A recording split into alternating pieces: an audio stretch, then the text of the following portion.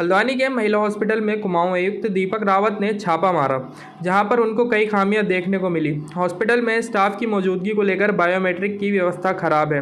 Doctor staff hospital की register में अपनी उपस्थिति भी दर्ज नहीं करा रहे हैं, जो कि गलत है, जबकि रजिस्टर के हिसाब से उपस्थिति होनी चाहिए, जिससे मरीजों को भी डॉक्टरों की जानकारी मिल जाती है।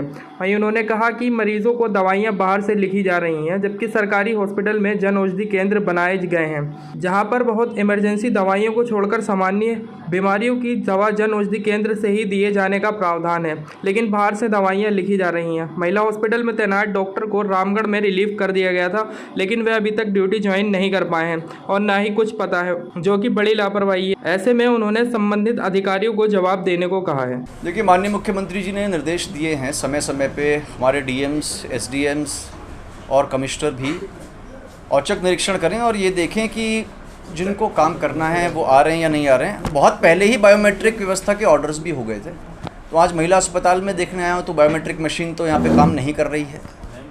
दूसरा, जो अटेंडेंस का भी तरीका है, रोस्टर बनाने का भी तरीका है, रोस्टर अप्रूव्ड नहीं है किसी के भी द्वारा।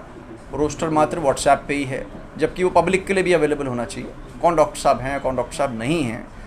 और ये जो एक तरह से एनोमली है और भी जगह चल रही है। कल द्वाराहाट के इंस्पेक्शन में भी, इंस्पेक्शन तो नहीं, एक शिकायत पे मुझे पता चला कि वहाँ पे रोस्टर इस प्रकार से बनाए जा रहे हैं कि एक डॉक्टर साहब मात्र 6-7 दिन की ही ड्यूटी कर रहे हैं महीने में, और बाकी दिन या तो वो अस्पताल में नहीं है या कहीं और है। ये एक गलत तरीका है और इससे पब्लिक को जो सुविधा मिलनी चाहिए वो नहीं मिल पा रही है। तो उसमें भी मैंने डीएम अल्मोड़ा साहब से एक इंक्वायरी करवाई है कि पता लगाएं कि कौन कब से कितने दिन के लिए एब्सेंट था और बायोमेट्रिक व्यवस्था दोबारा सुचारू वहाँ पे कराई जाए, उसके अनुसार ही सैलरी भी दी जाए। दूसरा इशू जो यहाँ पे महिला अस्पताल में है कि ये भी जब निर्देश हैं कि कोई बहुत ही इमरजेंसी की बात है तो अलग है, हम बाहर की दवाई लिख सकते हैं, अदरवाइज़ हम दवाई यहाँ की लिखें अगर अवेलेबल है तो। आयरन सप्लीमेंट है, आयरन सप्लीमेंट तो अस्पताल में है ही, तो उसको बाहर से बिल्कुल भी नहीं लिखा जाना चाहिए, जो कि लिखा जा रहा था। इसमें भी CMS साहब से कहा है कि आप एक्सप्लेनेशन यहाँ पे कॉल करें। दूसरा, यहाँ पे जो डॉक्टर साहब हैं जिनकी ड्यूटी लगाई गई या अटैच्ड हैं, तो एक मामला ऐसा है जहाँ पे कि वो अटैच्ड थे, उसके बाद उनको रामगढ़ जाना था, अब वो यहाँ पे भी नहीं है, रामगढ़ में भी नहीं है और कहाँ पे है किसी को पता भी नहीं। ये व्यवस्था उचित नहीं है और CMO नैनीताल से भी मैंने कहा है, डायरेक्टर हेल्थ से भी कहा है कि ऐसा कोई मैकेनिज़्म बनाएं कि इनको डेली पता रहे कौन एब्सेंट है, कौन प्रेजेंट है।